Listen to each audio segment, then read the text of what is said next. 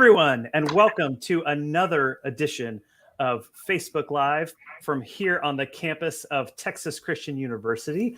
My name is Heath Einstein. I have the great honor of serving TCU as Dean of Admission, and we are so excited that you have joined us this evening, this afternoon, this morning, depending on where you are joining us from. And I do want to say hello to all of you, no matter where you are. We've got Lachlan Cobb from LA. We've got Susan from Boulder. We've got Dottie from Columbia, South Carolina, Michelle from Denver, and Chris from here in Mansfield, Texas, and so many more. And so I want to express my gratitude to you for being here.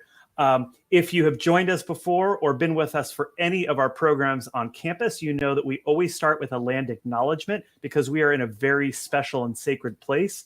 So we respectfully acknowledge all Native peoples who have been on this land since time immemorial, in particular the Wichita and affiliated tribes upon whose ancestral homeland TCU is located.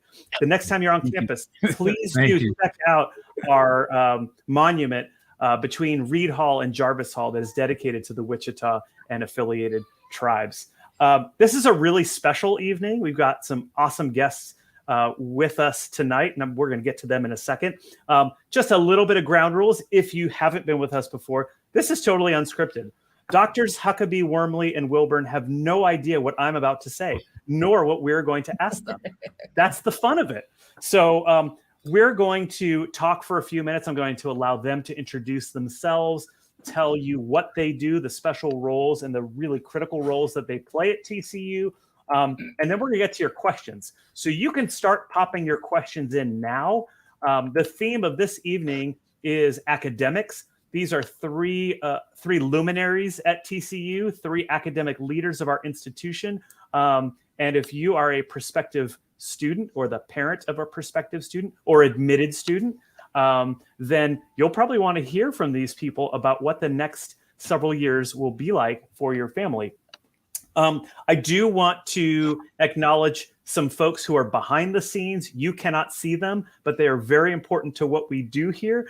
Rob Berline, who is Assistant Director of Marketing and New Media in Alumni Relations, Amy Peterson from Marketing and Communication, and Liz Rainwater, who is Director of Admission Marketing. They are here to help us. So thank you to Rob, to Amy, and to Liz.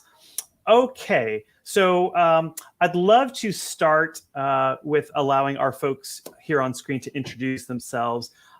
Dr. Huckabee, I'm going to start with you because you're smarter than the other two guys who are here. And so if you could tell us a little bit about who you are, what you do at TCU, and how did you come to our great university?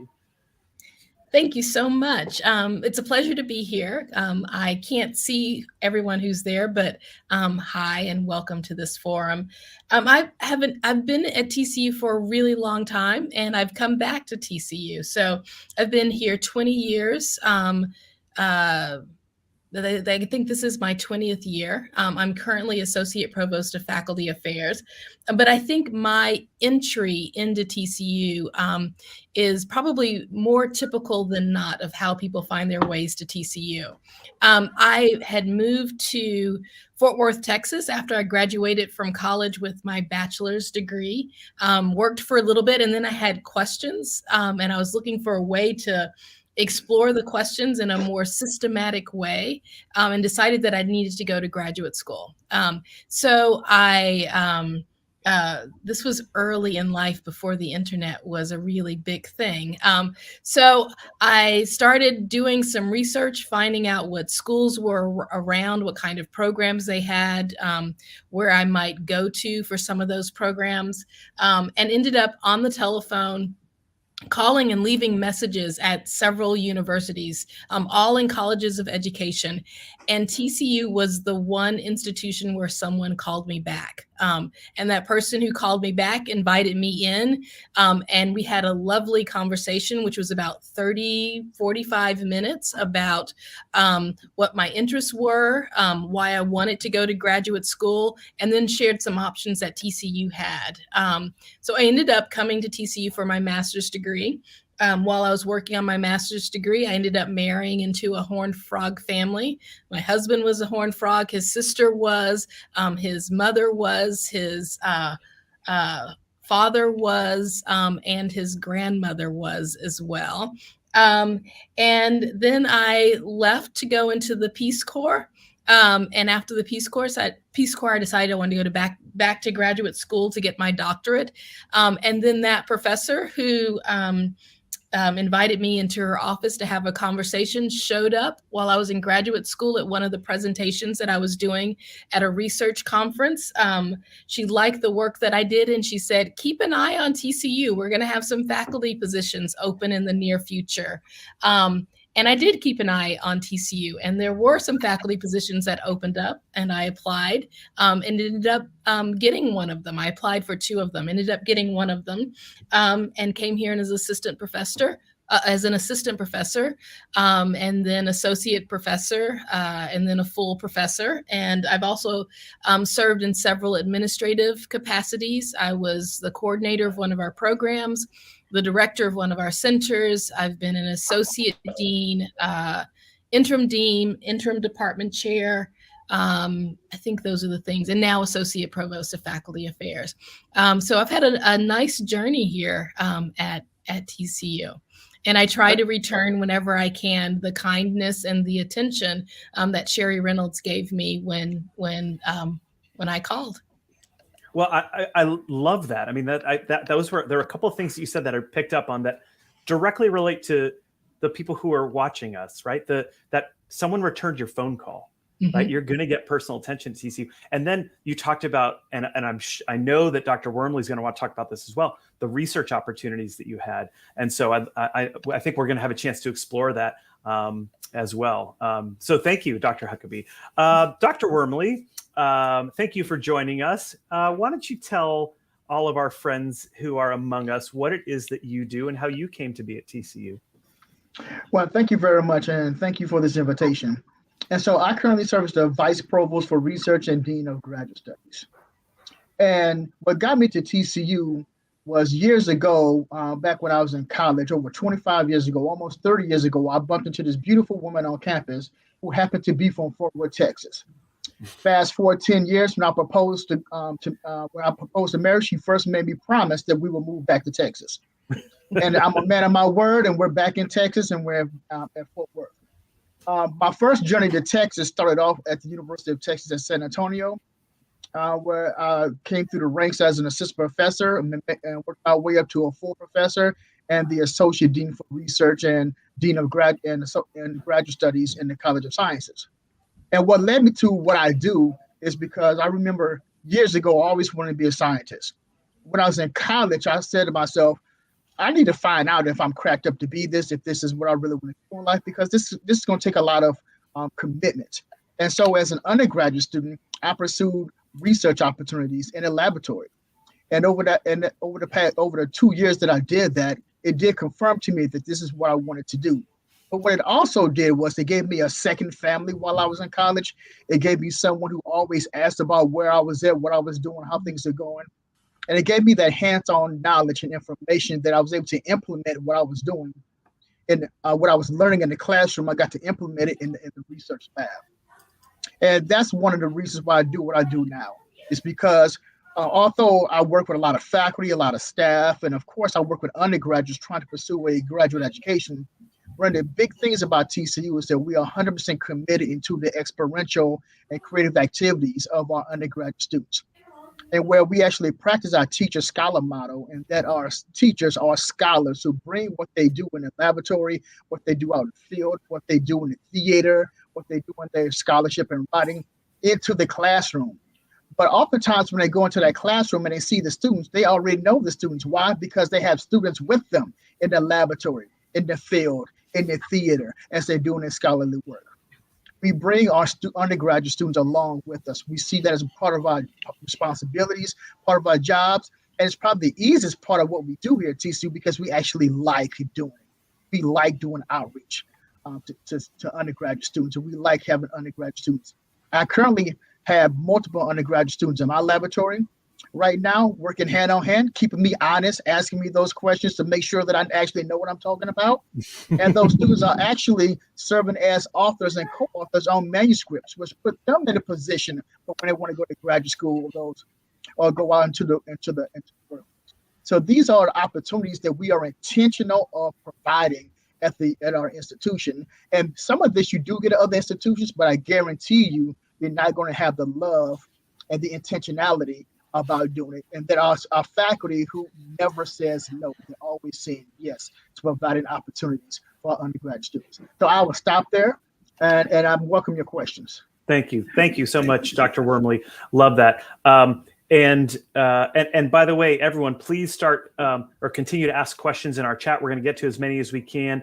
One of the things that I was thinking about is and Dr. Wilburn, I'm going to get to you in 1 second, is not only do the three of you play very important and distinctive roles at TCU, but you also represent different parts of the academic community at TCU. Dr. Huckabee in education, Dr. Wormley in science, and your home in biology, and Dr. Wilburn as a PhD in English. And I'd love to have you introduce yourself and tell folks what you do and how you got to TCU. Certainly. Thank you, Heath. And it's a pleasure to be here among my colleagues who I work with and see almost daily. And certainly thank you to everyone out there who I cannot see. I'm Reginald A. Wilburn. I am a professor, a university professor, in fact, of African-American literature and Milton studies. I'm coming up on my second year anniversary at TCU. I came here, started January of 2022 to be the dean of a college, and I've since been promoted to the role of associate provost for undergraduate affairs. And it's a new role. I'm so excited to be in this role as the inaugural leader in this capacity, where my primary focus is focusing on equitable student success. And for us, that means we want to think about where are there equity gaps in terms of how students are performing in particular courses, their participation in all of the fabulous resources that the Division of Student Affairs provides students to support them, and then also perceptions, which puts us in the domain of thinking about gaps around belongingness. And what's unique about my role, which I have never heard of anywhere else that I've been, is I get to bring my academic affairs hat to the ring while bridging what I understand about academic affairs with our partners in student affairs. In a lot of universities, those units, those two divisions, academic affairs and student affairs, tend to operate siloed from one another. I'm in a fabulous role to leverage all of my relationships on both sides so that the things that we can do to make the overall experience, but especially the academic experience for students, to make it more enriched, to perfect it, to strengthen it by bringing all of the various intellectual hats to bear upon a particular dynamic or an issue, so that we're providing students the premium education they need in a world that certainly needs all that higher education stands to offer our students.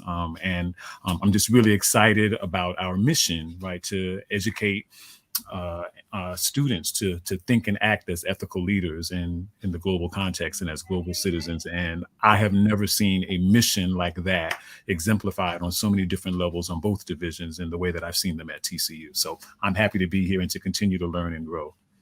Well, thank you. And I'm really pleased that you described student affairs and academic affairs in these terms that for a high school student, or even some of our students who may be thinking about transferring to TCU, these are terms that people might not be familiar with, because it's just not what we talk about in 10th grade or 11th grade, right? If we think about academic affairs being everything that happens inside the classroom or a laboratory, and as you're working toward your degree, but that's only part of what happens on a college campus.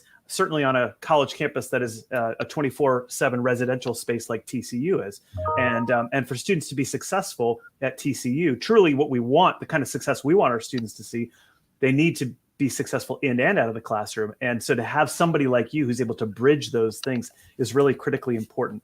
I want to start with a question that Dax Miller asks, and that is, what research opportunities exist for students? And I'm going to start with you, Dr. Wormley, and please, Drs. Wilburn and Huckabee, please don't hesitate to jump in. But I'm struck particularly because TCU has 10,915, I think, something like that, undergraduate students, and we have a total number of students that's closer to 13,000, like 12,000 and between 12 and 13,000, which makes us heavily skewed toward the undergraduate experience, much more so than most of the schools that students who are looking at TCU are also looking at. And so, Dr. Wormley, while you are responsible for graduate studies and research, there's a lot of research that happens at the undergraduate level, and I'm wondering if you might be able to talk to us a little bit about that. Well, thank you. And as you mentioned, our university is 85% undergraduate students and 15% graduate students. And typically, in many universities, it's half and half, or it may be skewed towards graduate students, or more along the sides of 70% undergraduate, the rest being graduate students. But here at TCU, we have multiple different ways in which a student can be involved in research, and that's actually starting from day one. And so we actually have courses. You can actually do research and receive course credit in the form of independent study. You can have an assignment geared just for you, which can be an assignment whether you do library research or an assignment where you're actually in the laboratory doing mixing chemicals, working with microbes, or you're doing field research with our geology department, or a number of things that you want to do. You can actually get college credit for that, so you can pursue your passion and scholarship and activities while receiving college credit.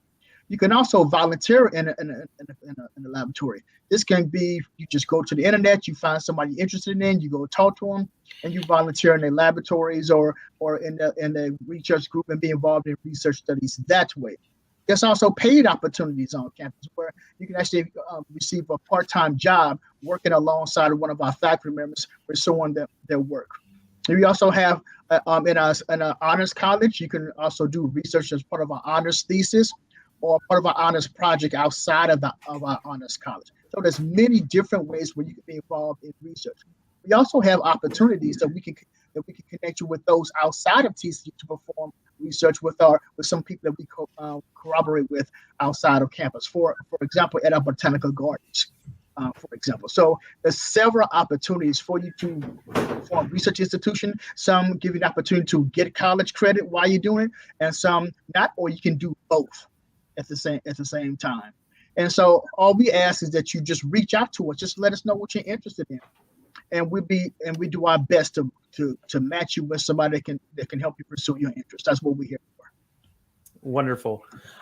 When some people think of research, I think what immediately comes to mind is sitting in a laboratory looking through a microscope, right? That's a very sort of traditional understanding. Dr. Huckabee, can you talk about what research might look like in the humanities or social sciences, how that works?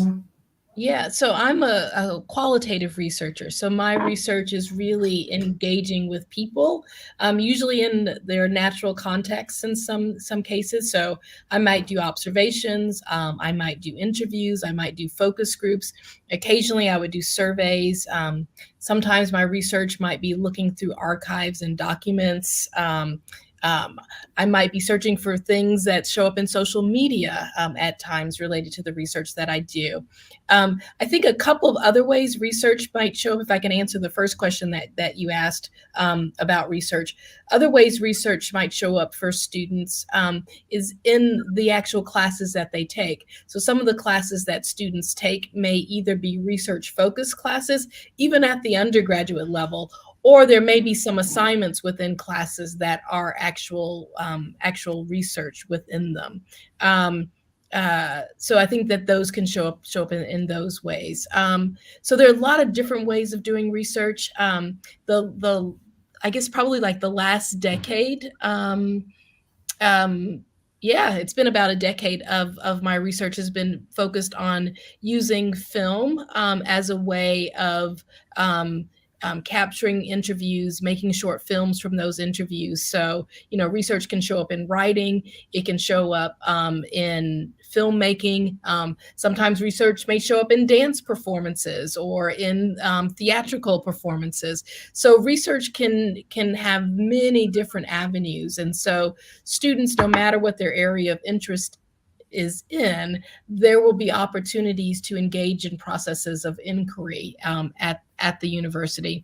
I loved what Dr. Wormley said about sort of reaching out to people and volunteering. Some of those opportunities come because people are interested in them. I've had 3 students that I've published with, and the way that I got to publishing them is they came and introduced themselves to me and said, if you're ever doing research on anything and you'd like a student to help you with it, I want you to know that I'm here. And so I did reach out to them, and we've published together. So those things happen. Sometimes another way is there might be occasionally there might be a student in a class who's really inquisitive, who shows up in a way that they're thinking about the work of the course, but in not so much what can I learn about this work, but how can I question this work and what's next or what's behind it. And I've often found that when I have conversations with students who show that type of interest, that they're really interested in the inquiry process of that. And so I've invited students in that type of context to be on research projects as well. And I've had research projects with students where there's been 2 or 3 of us, or there have been, 5 or 6 of us on a research project. And we've published articles in peer-reviewed publications. We've published chapters in books. We've presented at conferences, national conferences. I did do an international conference with a group of students. They weren't able to travel with me, but we did a video of their presentation, so they were there, even though they didn't get to visit the country. But from that presentation, there was an article that one of the universities wrote about our research presentation, and then the students got to give feedback to it in that way. So there are lots of opportunities that come up, and some of it is, showing up and showing that you have interest and asking questions. Yeah, and I imagine when you were talking about this, a student who shows interest just beyond the subject content itself, but just sort of that questioning, and perhaps even demonstrates that they want to understand how they can take what they're learning and apply it more broadly, and in a way that sort of intersects between different disciplines. That's certainly interesting. I can say a little bit more about that. My experience, I think sometimes when we say, we want students to sort of show up or to show interest, some of us are extroverted in the world. Some of us are a little bit more introverted. So the actual talking or the showing up comes a little easier for some people than it would for an introvert. And I mean that for like all students. I don't mean it just for the folks who are comfortable sort of talking.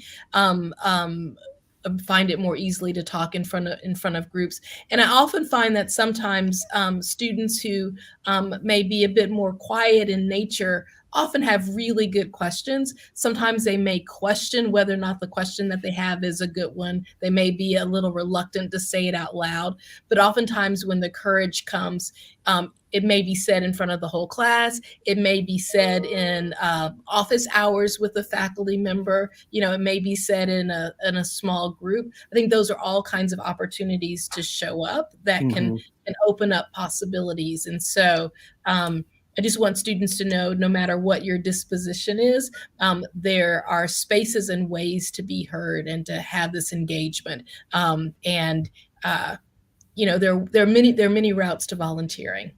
Cool. That's as somebody who would describe himself as an introvert, that's welcome news to my ears. Okay, Christina Guerra asks, what year does this research begin for a college student? Focusing on a person with a psychology major, so I suppose that Ashley Wright is the person. Ashley may be a psychology major, but really for anybody, how does it work? How does one get plugged into these research opportunities? If I Go may, ahead, Dr. Wilburn. Yeah, absolutely. This sort of dovetails with the last contribution that Dr. Huckabee made. It's not specific to psychology, but I suspect, and I have learned from my various engagements with faculty and especially with students, that sometimes these research opportunities come from a professor who sees a student's talents long before the student recognizes what they're capable of doing. I have the pleasure of mentoring 2 students, both who are political science majors. They're in their second year. And they are now experiencing the fascination of one of their professors suggesting to both of them that they need to be a part of a particular distinguished political science club and organization, whereas another faculty member has actually approached one of my mentees. Wow, you're a great writer. I would love to co-author with you. So this would be the reverse or the inverse of what Dr. Huckabee mentioned, where maybe a student approaches a faculty member, but we also have faculty who see the talent, the entrepreneurial talent of students, and who actually high contact and high touch them and say, hey, you have what it takes to co-author with me in a peer-reviewed article that will be vetted by the top scholars in my field nationally.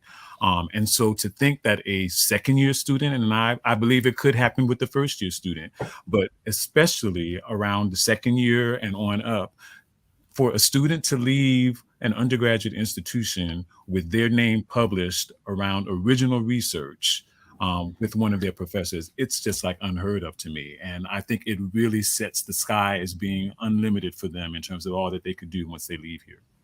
Wonderful.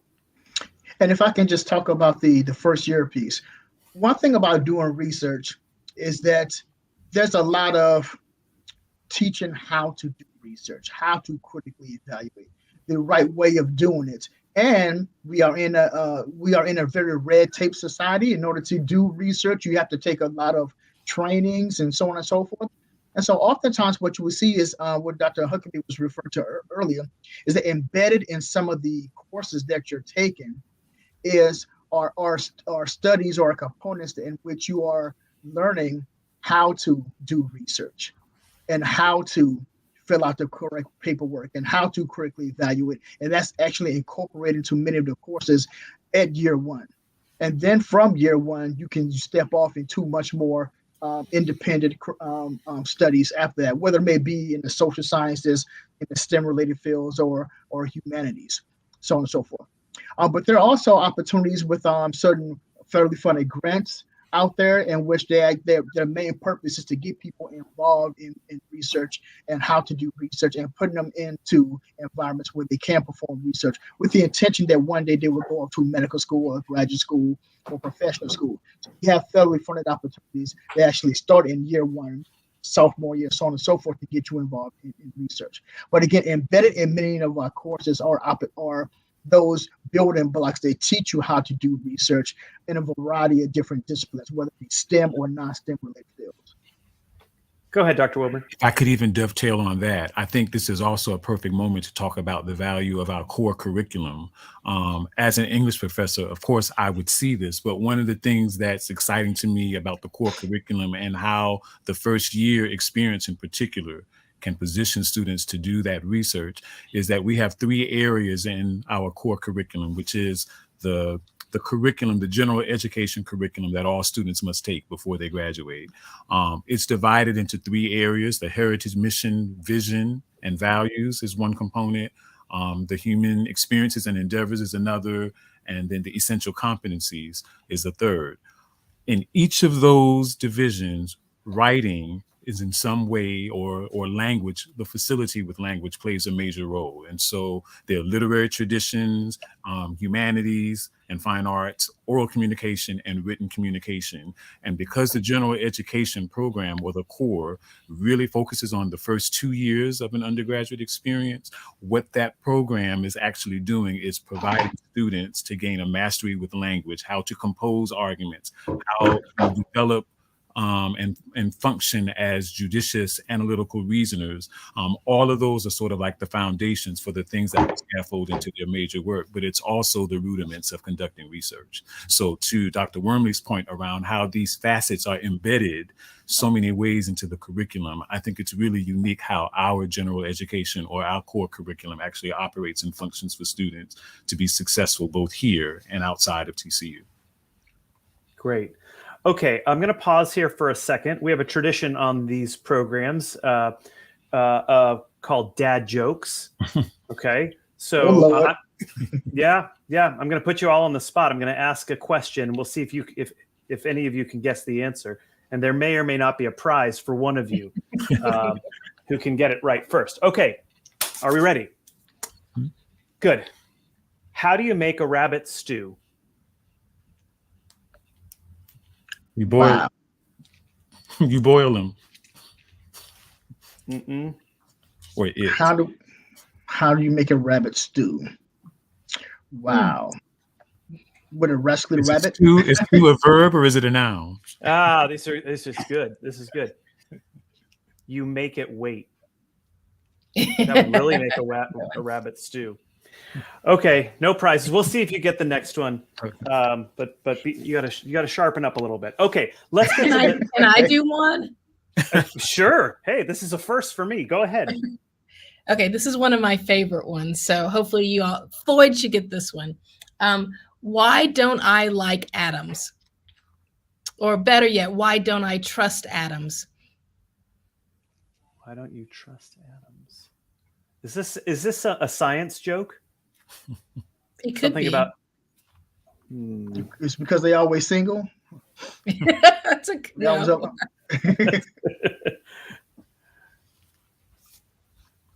I'm going back to my high school chemistry class. What's the answer, Fran? They make everything up. Oh, look at that. You got it, Katie. All right. That's a mom joke. I got that one from my mom. I like it. Okay. Catherine Lucan asks, do you have a course structure for students who are undecided in their major?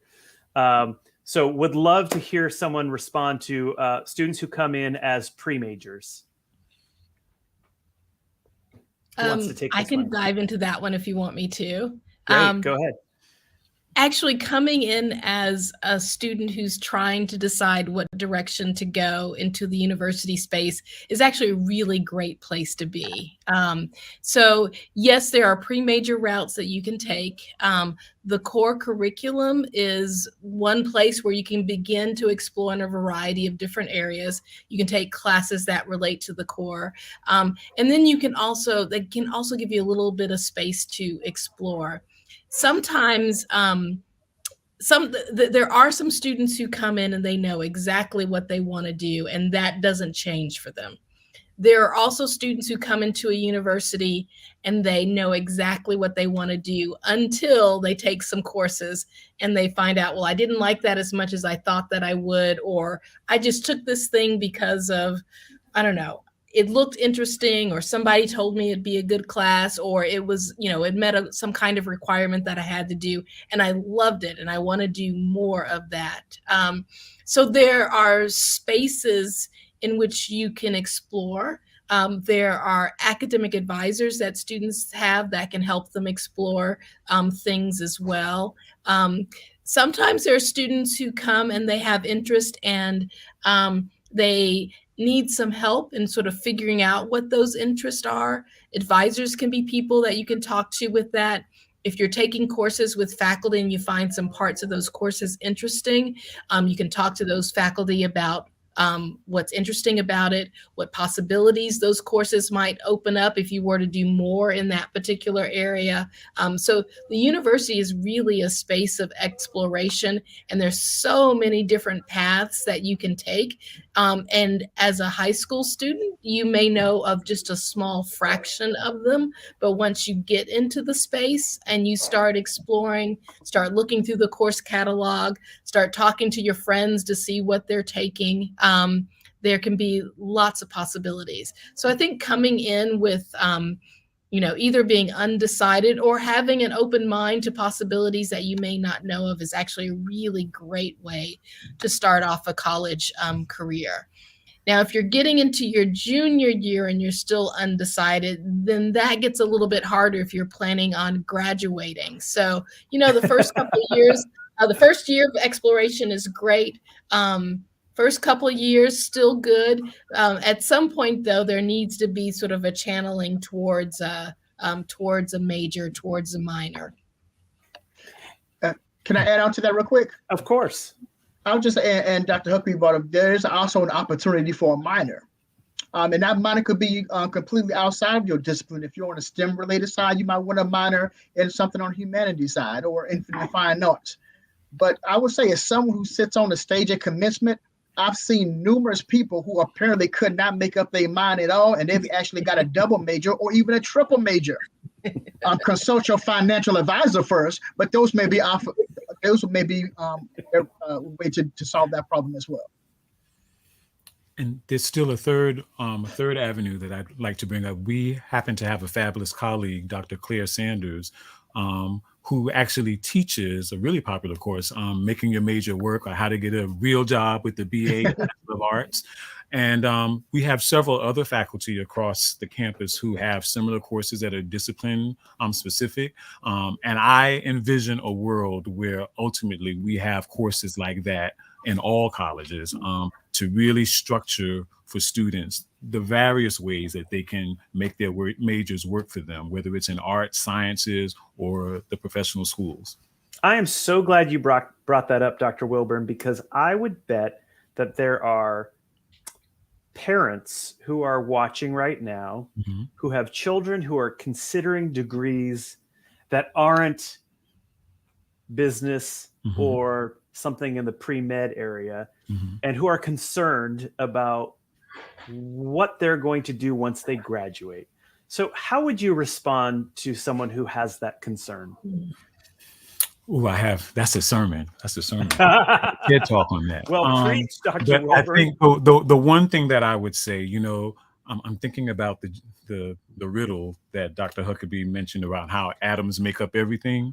But we understand phenomena by and through language. And so I think the facility of language is important. And what I really like to tell all students that I encounter, there is no career open to you where a facility with language, a facility of understanding how people interact and engage with one another, where those skill sets will not be valuable. What good is a marketer or an advertising major who doesn't recognize that this is a Van Gogh that you're looking at and knows how to utilize that as a talking point to get the job or to seal the deal?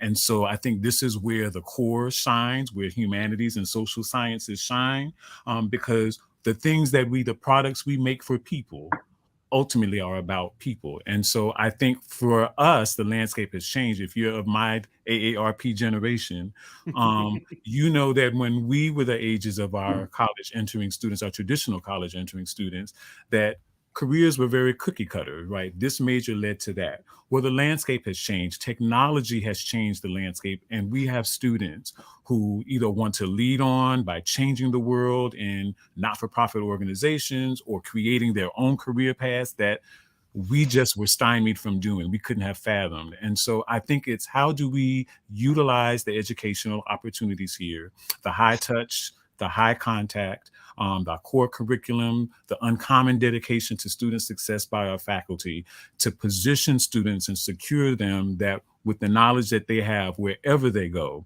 they can stand toe to toe with any student. I think the medal will ultimately determine itself whether you're a Harvard grad or any other graduate. The medal of our students will stand on its own. And so it's not so much about what the first job will look like. I think we're training them for multiple jobs along a career path that's well lived and anchored in the liberal arts and whatever major they choose.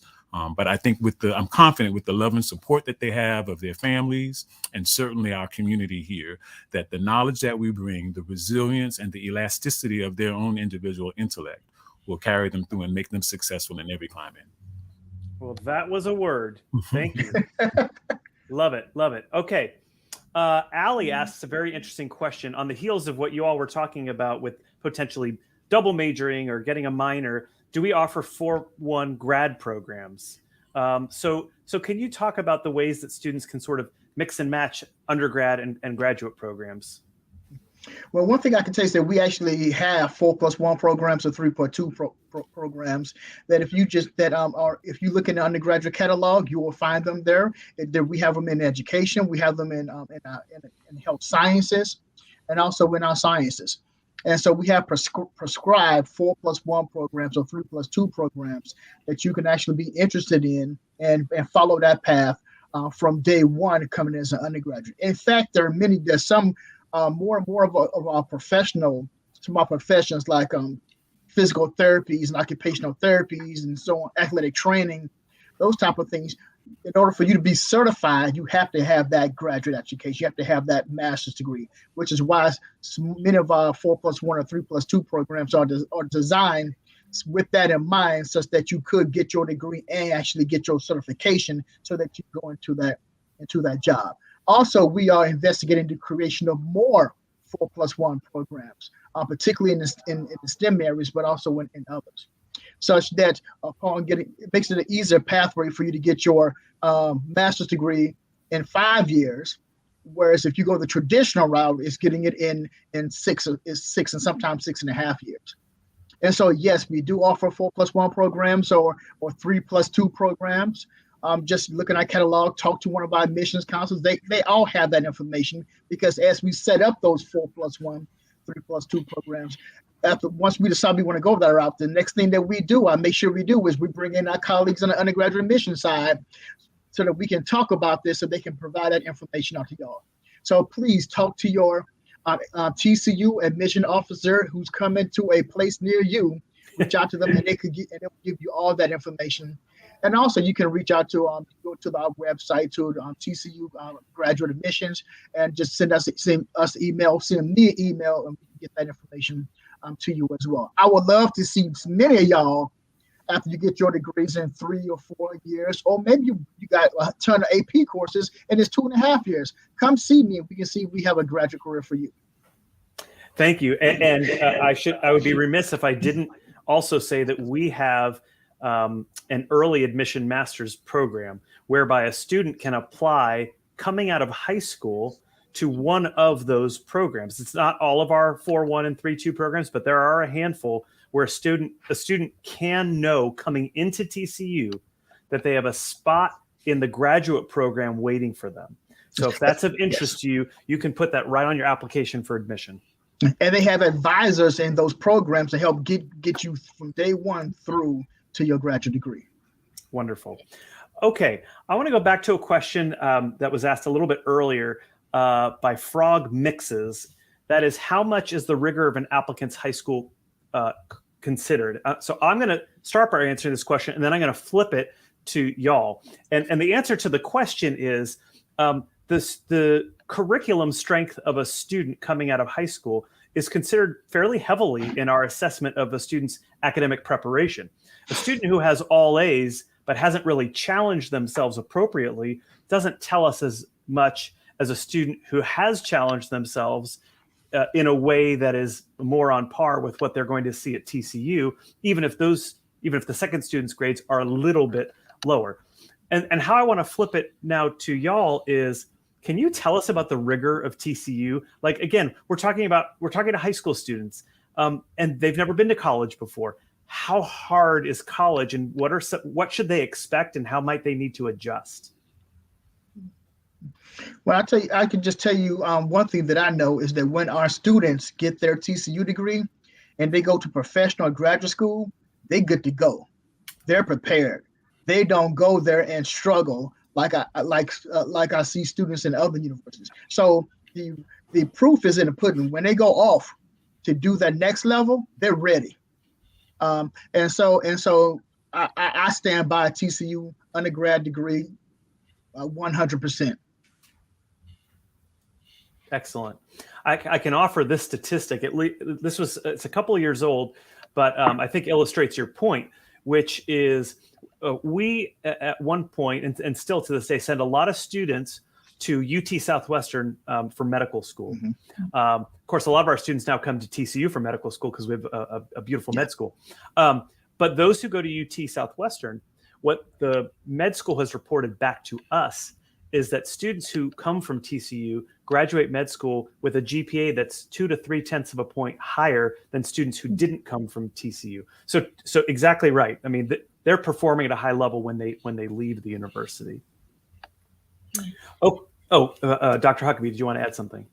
Yeah, I was just going to say that college is different than high school. And the way that you study and the way that you organize your life ends up being different. So I think there's probably a small percentage of students who come into college and they're ready to go straight into college and they have no transition at all.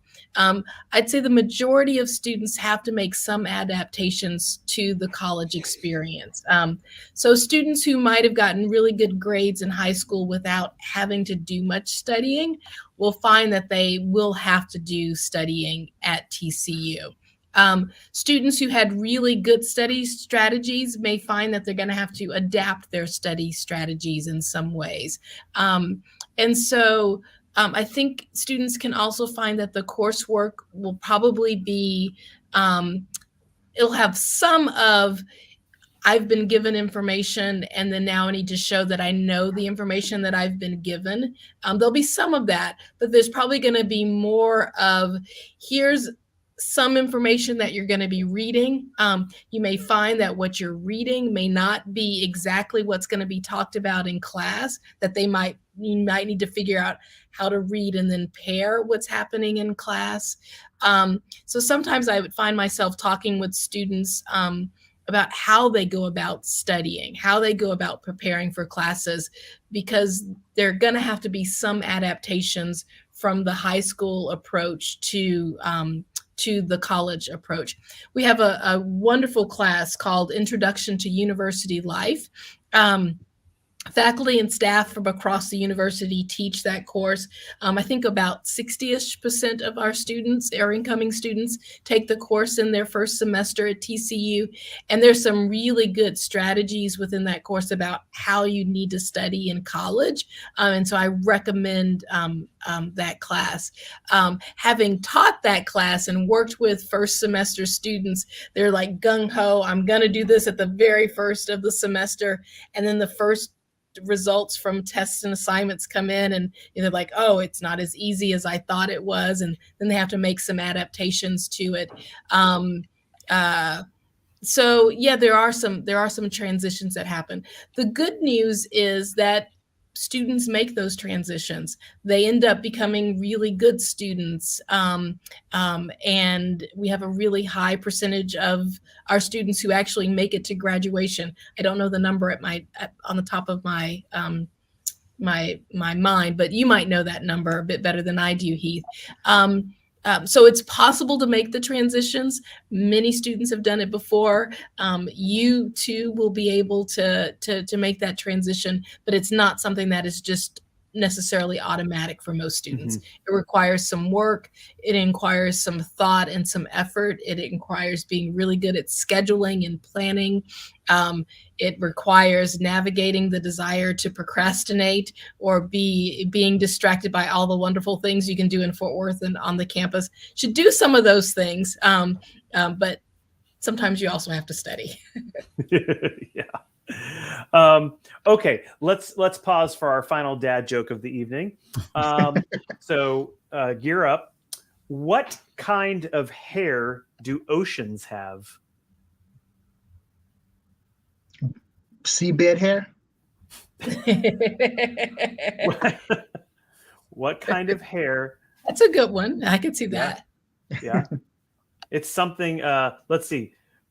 Dr. Wilburn doesn't have this. Dr. Wormley doesn't. I don't have this.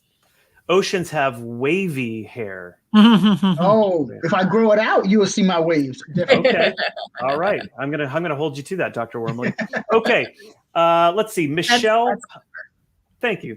Michelle Palmisano asks, is the study abroad program part of TCU curriculum, or do they have to be added to our transcript? So who wants to talk about how study abroad works into the curriculum at TCU? And we have a lot of students who study abroad.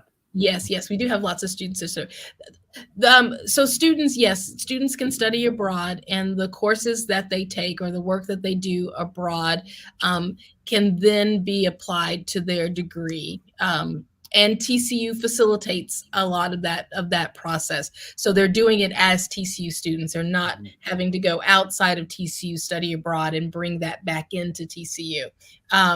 So yeah, and we have a variety of different types of programs.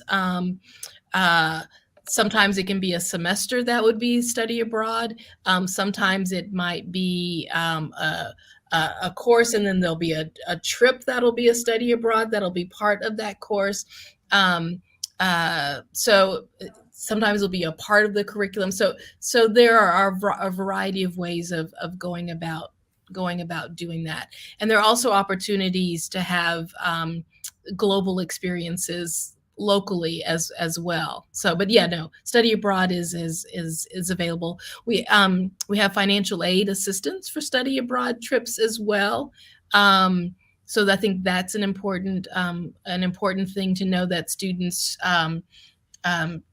have resources to make it feasible to go abroad. Very good. Okay. Steve Thorpe asks, how is the 8% tuition increase being used to benefit our current students? And this is not an opportunity for anyone to comment on whether they love or hate the 8%, 7.9%. Let's be specific here. And I want to start by saying to everyone that college tuition will go up every year. Now, we never know exactly how much that is. Sometimes it's 4%, 5%. In this coming year, 7.9%. But my question to you all is, how does that manifest on the academic side of the house? What are tuition dollars used for in academic affairs in a way that students can see?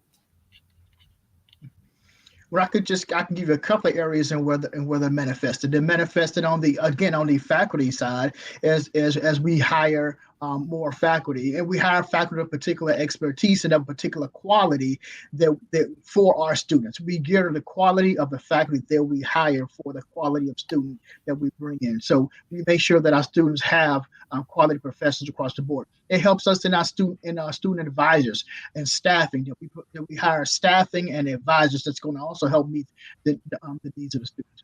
It also helps us when we need to upgrade and renovate our facilities such that our students have the greatest, greatest technologies to further their education. It also helps us because as we as a university operates, we also are operating in the same environment that our families are operating, and that inflation hits us too. And so so much of this is such that we can actually not. I'll ask my PhD in English to correct me, to digress and going backwards, because we're not able to, because in real dollars we are not able to provide the quality because how inflation hits us. And so those are just some ways in which we use it to believe me, they are not being wantonly used or wasted. Our Vice Chancellor for Finance Administration knows where every dollar goes and makes sure it's used to further the mission of the university. Very good. Go ahead, Dr. Wilburn. If I can, I think it's worth noting too, and I have this conversation with colleagues and friends across the nation all the time. I think it's helpful to remember that institutions of higher education, whether they are private or public, are not-for-profit organizations. And so, to the point that Dr. Wormley made, in a milieu or an environment where costs elevate, no one comes to us and say, oh, well, because you're a not-for-profit organization, gas is going to be cheaper, electricity is going to be cheaper, ... So, I think there are some realities that if we exist to serve a public good and cannot make a profit, and yet we're vulnerable to inflation, right? That sometimes these mechanisms have to work to make sure that education and these opportunities for all students are available. I think it just comes down as simple as that. Sometimes the dollar and cents and what happens in our families. Every day we're open, we're losing money, and no business could survive like that, right? And yet that is the charge and the public good that higher education provides. Wonderful. Thank you. Let's see, what's next? Oh, this is a really great question. Lucy asks, what academic supports and educational resources are offered to students beyond classes and peer-based study groups, and how are those resources acquired? The perfect question for this trio. So we certainly have tutoring services, and this is one of those areas where the Division of Student Affairs really shines, right? In offering tutoring services, our advising, our faculty can route students to different offices and different supports.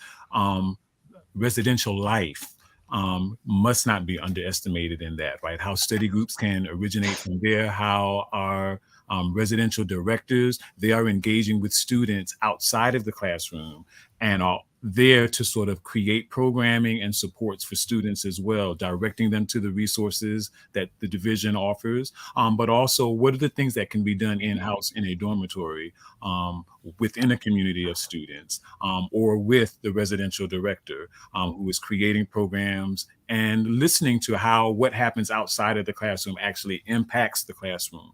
And so we're really talking about a community of wraparound services that's not reliant on any one particular unit, that really no student should be able to walk across our campus and not be touched with the wraparound support that will make sure that they're all equitably available for success. Yes. And just one other thing I want to add, because I think it's very important to the academic mission, is that the mental health resources that we provide on campus are, in the way that they're delivered, are top 1% in the country.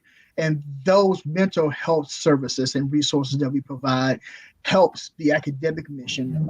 To some people, without that, the academic mission can't go forward. So we invest in that a lot on our campus. Wonderful.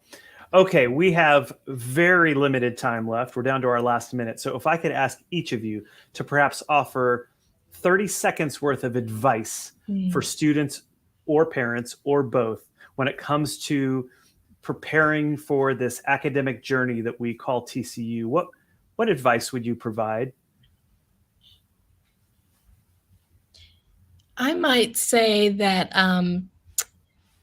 moving into the college realm and becoming a college student, becoming a college graduate will be a whole host and series of steps and decisions.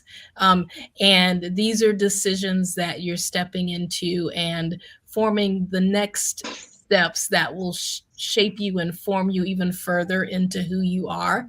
And so my advice is to be thoughtful and confident about those steps, to realize that your step and your process, your timing might be different than someone who's in the dormitory next to you or in the class that you're in, and to enjoy it and take advantage of as much of it as you can while you're doing it. Thank you, Dr. Huckabee. Dr. Wormley, what would you like to say? What I would like to say is I would ask our students to know that our admission office does a great job, and they do not admit imposters on campus. They admit people who they know can do the work. So come to TCU and know you can do the work, and you are worthy of doing the work. But you still have to discipline yourself, and you still have to do it. But if you are admitted to TCU and you come to TCU, it's because you deserve to be here and you earned the right to be here. So just come here and do it and have a good time. Love that. Dr. Wilburn? I'd say, I think at least two things. One, that I have always cherished this moment, this transitional moment, for how this, for the most part, will be most students' first time experimenting with adulthood independently. And so parents hopefully have deposited all of the resources, right, for those students to hold on to that knowledge and be human just as we were, and to learn from our mistakes and glory in our triumphs. I think that's one. And then the second one is that much unlike high school, I think what this next period of education should position students to do is to no longer rely on this is what the text says, but to begin forming new thoughts, new ways of seeing, new ways of understanding, because anything that has to be changed in the world that we're living in now, most likely it's going to require independent thinking in order for some void to be filled. And so that now we're asking students, why do you believe so-and-so is so? And to be able to support that. And when you fail, to go back into the laboratory the same way that scientists have been doing for centuries, and you tinker with what's wrong to get at what's right. And none of that makes you a failure. None of it makes you dumb. It is a part of the price of the ticket for being an intellectual in a free society. Wonderful, wonderful advice dispensed by all of you. Thank you. I want to end with this. We got several questions here, of course, about where we are in our admission process. That makes sense. We just released this past Friday decisions for students who applied under our binding early decision plan. 501 students were admitted. They will serve as the first layer, but certainly not the only layer of the TCU class of 2028. Many other students have applied under our early action plan. You, if you applied that way, will hear from us very soon. Those decisions will come out toward the end of next week. So we are in the final stages of making those decisions, and then you will hear from us. So that is where we are. Much more to come about that. I hope you will join us the next time we have an opportunity to gather. But until then, we wish you a very happy holiday season, a joyous, prosperous, healthy, and love-filled season. Happy end to 2023. Let's ring in 2024. And as always, go Frogs. Go Frogs.